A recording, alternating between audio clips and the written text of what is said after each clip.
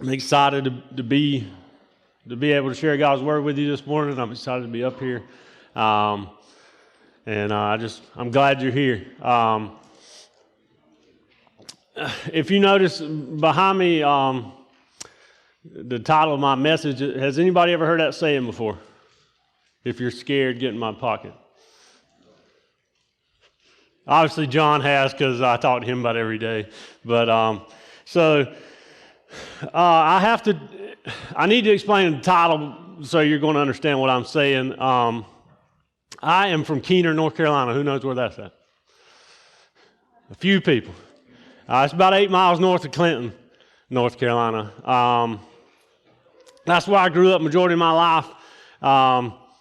That town has one gas station and crossroads. Don't even have a stoplight. So that might help you a little bit with my accent and that saying. So funny thing is, if you're scared, get in my pocket was a saying that come about the last time I can remember from high school. There wasn't a lot to do in Keener. So we had to get creative in the things we did. And most of the time those things were not too smart. Last time I remember saying this was actually probably in high school. But God kind of changed my perspective on it. But if you're scared, get in my pocket basically means I'm bigger and badder than you, and if you're scared, get in my pocket. So how many of you have ever done something you're scared or afraid of, but you did it anyway because of the people you're around? Peer pressure, right? One of my good friends, Raul Gomez, started this saying. I don't know where he got it from, but that's where I got it from. It snowed one winter. I was probably 17 or 18 years old, and we used to ride car hoods behind the four-wheeler. We'd go to the salvage yard, find a car hood, tie rope the four-wheeler, and ride it like a sled. But as the day went on, we kept getting more and more encouraged to do stupider things. That's not a good word, is it? Anyway, it's toward the end of the day, and we had started doing donuts and seeing who could hold on the longest. So if you know anything about riding a four-wheeler or a car hood, the more you go around, the faster and more momentum you get, the faster that car hood gets. And so we would time each other and see who could hold on the longest.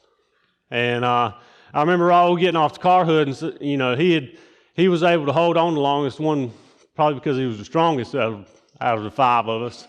And anyway, he jumps off and says this saying, and it's kind of like, you're not big and bad as me, so I dare you to do it. And of course, you can't not do it, right? So I jump on the car hood, and last thing I remember is we were going so fast that car hood almost started levitating. It started hovering off the ground. And I finally let go, and my body went one way and my legs went another way. And I tore my MCL in my knee because of if you're scared, get in my pocket. And so anytime I complain about my knee, I don't have this awesome sports story. I got to explain riding a car hood in Keener, North Carolina.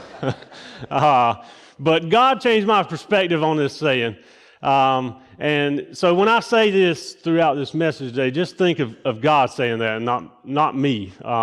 But the whole point of this message is when you're scared and when you're unsure about yourself, if you get in God's pocket, it's really going to transform your perspective on life and your relationship with Him. And I couldn't think of anybody better than Moses to kind of back up this saying. So before we read the scripture, I want to pray.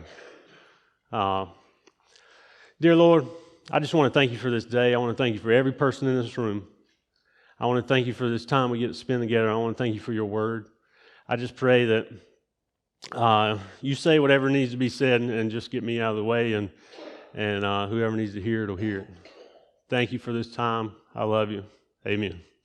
I do have to admit, I preached this message 11:40 last Sunday, and I was kind of contemplating on whether to preach it again, and I'll, but God would not let me let go of it this week. So I know somebody in here needs to hear it.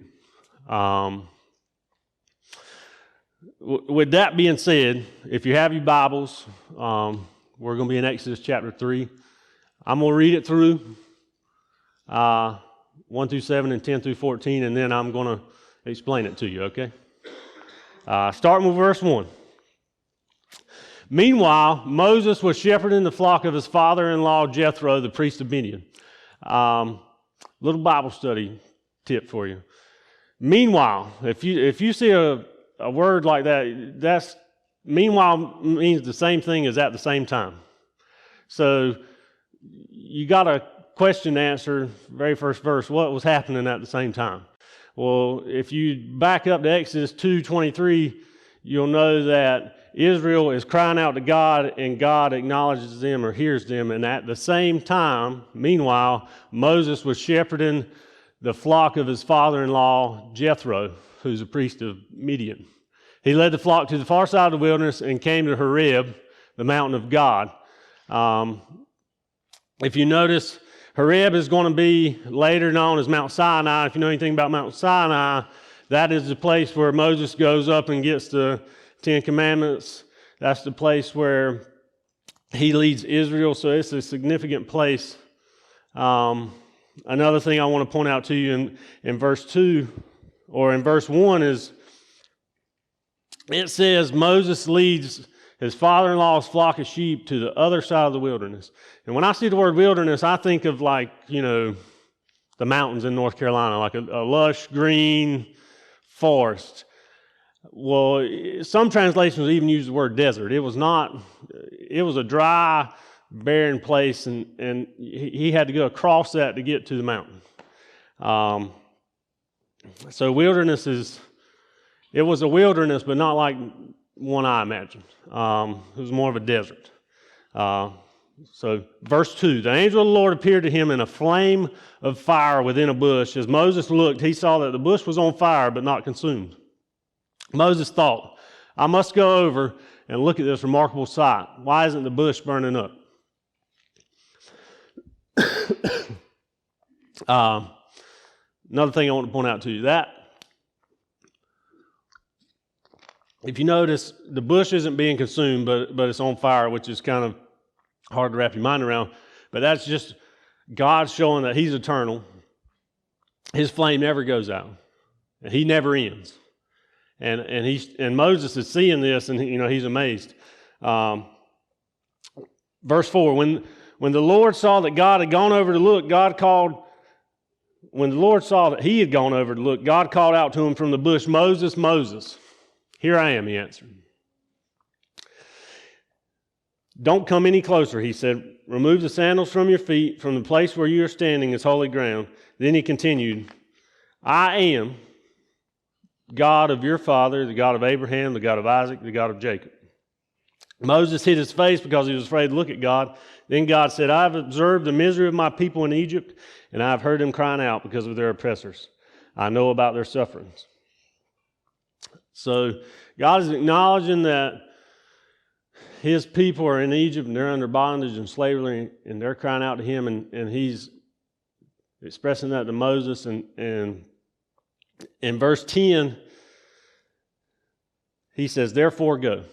Pastor Bobby taught us the other Wednesday, when you see therefore, there's reasons therefore. It's easy to remember. God is telling Moses, if you notice, Moses takes his shoes off before he comes in, because he's standing on holy ground. So before he comes up to God, he takes his shoes off. God tells him to take his shoes off. But if you notice in verse 10, he's telling him to go. Therefore go, I am sending you. And well, God is telling Moses to put his shoes back on. So just another little thing I want to point out to you. Most time after a worship experience, God is, in awe, or Moses is in awe of God and worshiping him at the bush, and has got his shoes off. But most of the time after a worship experience, there needs to be a working experience. So when you come in here and worship and celebrate, the next day you need to put to practice what you preach, right? You need to go back out and work. And that's what God is telling Moses. So verse 10, therefore go. I'm sending you to Pharaoh so that you may lead my people, the Israelites, out of Egypt. But Moses asked God, who am I that I should go to Pharaoh and that I should bring the Israelites out of Egypt? He answered, certainly I will be with you. This will be the sign that I am the one who sent you. When you bring the people out of Egypt, you will always worship God at this mountain.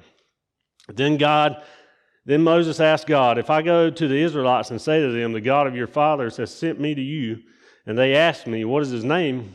What should I tell them? God replied to Moses, I am who I am. This is what you are to say to the Israelites.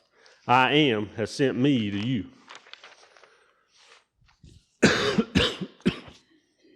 First thing I want to point out.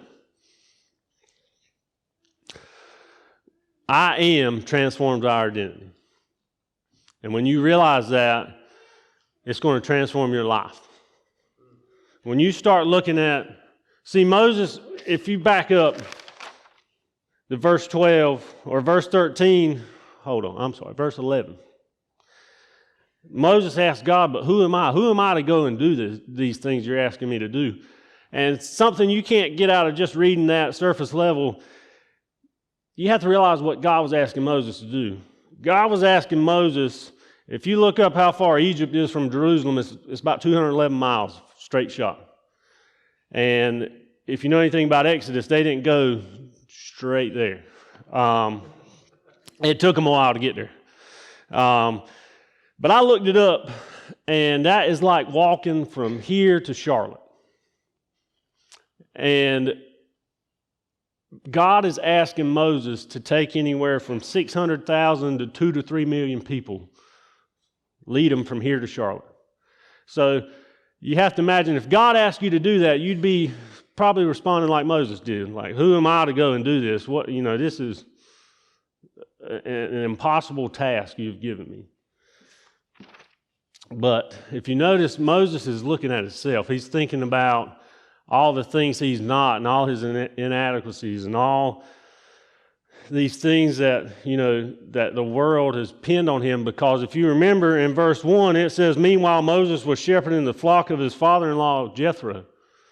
Well, if you know anything about Moses was 80, in Exodus 7:7, it says Moses was 80 years old when he went to go tell Pharaoh what God told him to tell him, right? So, beginning of verse 1, let's just say he's somewhere around 60 years old, because he was in the wilderness for 40 years, right? Let's just say he's around 60 years old. He's living with his father-in-law, tending his father-in-law's sheep. So you can probably, suggest his confidence level is not too high. You imagine being 60 years old, still living with your father-in-law, tending his father, walking his dogs every day, and herding his dogs, all right? That's where Moses is at in his life. And if you remember, if you back up to Exodus 2, Moses grew up in Pharaoh's house because Pharaoh's daughter is the one that found him in the river. So he grew up rich and spoiled and had anything he wanted. And then you remember he murdered a guy because one of the Egyptians was beating up on one of his people, and he murdered him. Well, then he had to run away because Pharaoh found out and wanted to kill him, and so he fled to Midian, and now he's been living there, herding his father-in-law's sheep. So Moses is thinking about, who am I? I'm just a murderer and a bum. I'm still living with my father-in-law. Verse 11, Moses asked God, who am I that I should go and do these things? And in verse 12, God says, I will certainly be with you. And then you notice that's all God says. God doesn't say, hey, Moses, you're this, this, and this, and I'm going to do these things through you. He just says, I will be with you. Why do you think he says that? Because it's not about you. It's about God.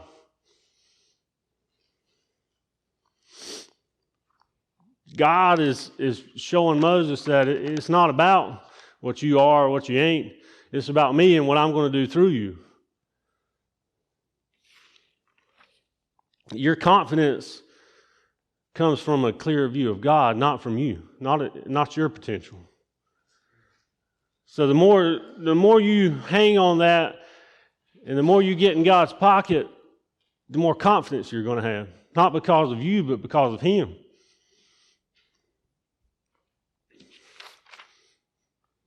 In verse 14, when Moses asked him, "Who am I supposed to say that you are?"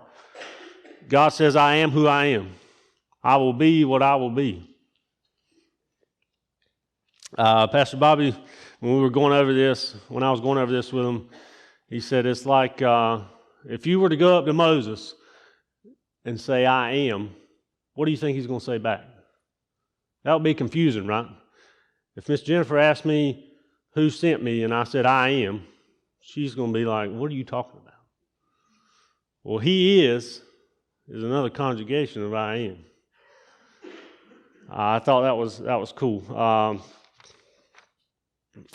So I went on a word search of "I am." And "I am" is translated to Yahweh or Jehovah, which is a name that we translate to Lord in all caps. So anytime you see Lord in all caps, it's Yahweh or Jehovah. Well, something I didn't know before I started digging into this is that we made up those names, Yahweh and Jehovah. YHWH is actually, and you can't pronounce that. God is so great, you can't even pronounce His name. Lord in all caps, "I am," Yahweh, Jehovah, however you want to translate it, is found in the Old Testament, just the Old Testament, 6,519 times. Over and over and over, God says, "I am." He constantly reminds you that He's with you, He's got you, and He's all these things, and you don't have to be Him. Eminem, the rapper, Eminem. Anybody know who he is? I know he's not it's probably not something you'd normally hear from a preacher, but he used to rap a song, and a line in that song was, "I am whatever you say I am. If I wasn't, why would I say I am?"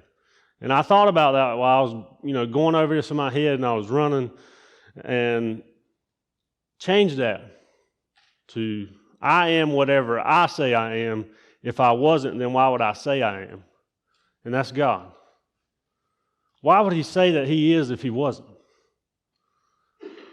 And that's something, I like to hang my hat on, because I don't have to have it all figured out.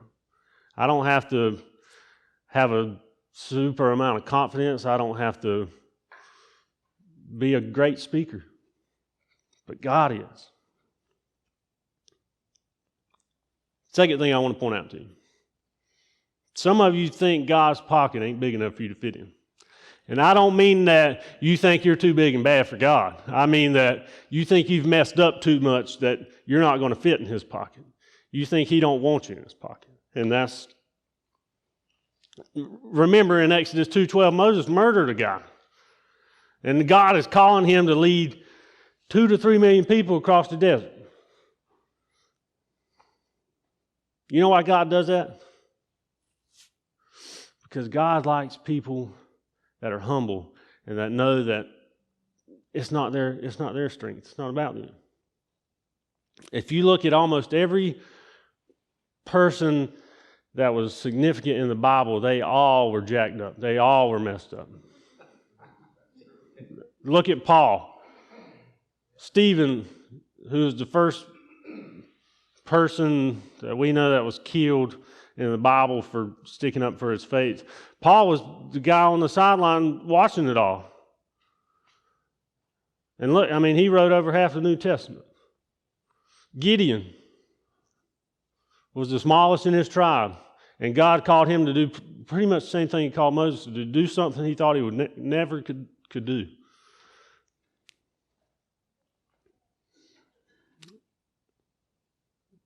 Verse 11, Moses says, "But who am I?" Because he's thinking about himself. Amanda, could you put up that next slide? Yep. So I bet everybody in this room can fill in that blank. I am not whatever. I'm not strong enough. I'm not smart enough. I'm not big enough. I don't speak well. Only thing you got to do is plug in He is. When you start looking at who God is and all the times He says I am throughout the whole Bible, He's the healer, He's the provider, He's the way, He's the truth, He's the life, He's the gate, He's the door, He's all of it.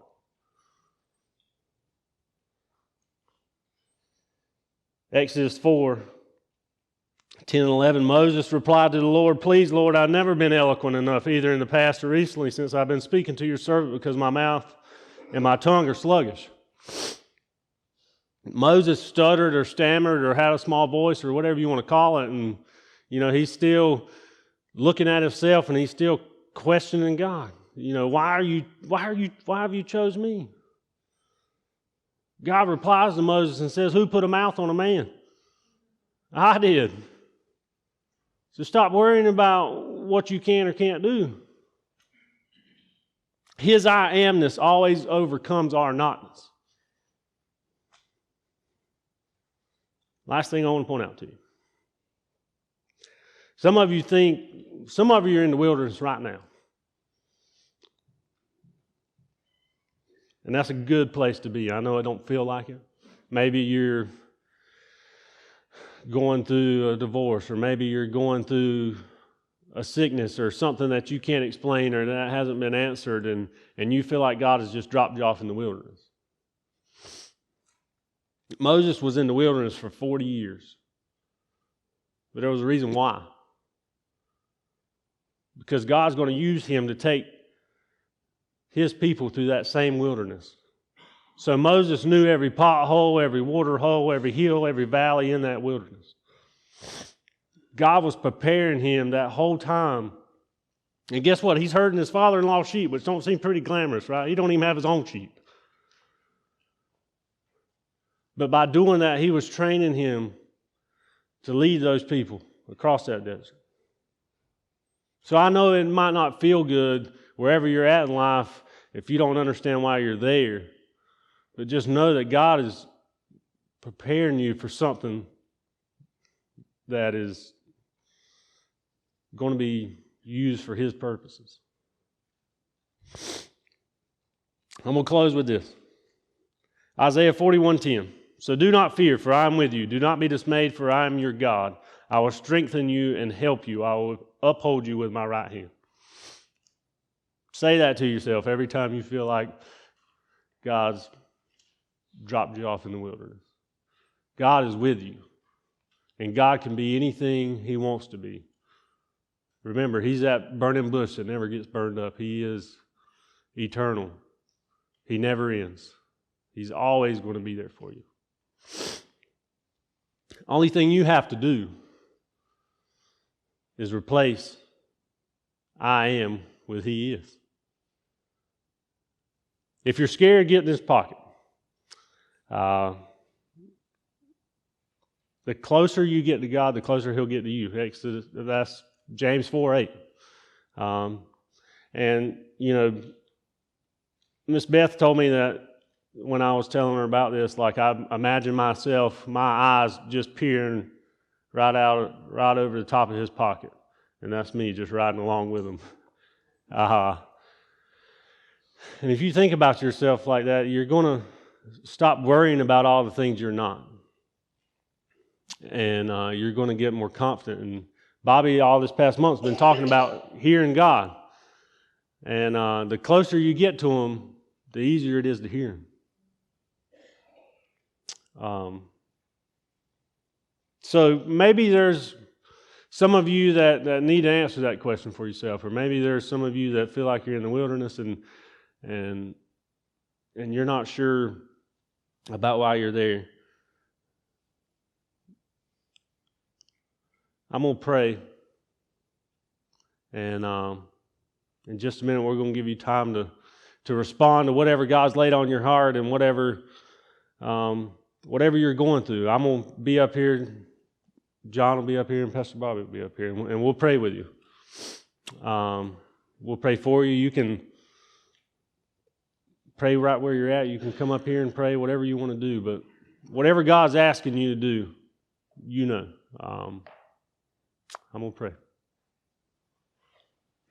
Dear God, thank you for this time. Thank you for this day. Thank you for constantly reminding us over and over just who you are. Thank you for the ability to not have to worry about what we are and what we're not, and that we can rest in everything you are, and just help us to remember that wherever you got us there for a reason, and that you're going to work it all for your glory and your good. Thank you for loving us and keeping us, and I just ask all these things in your name. Amen.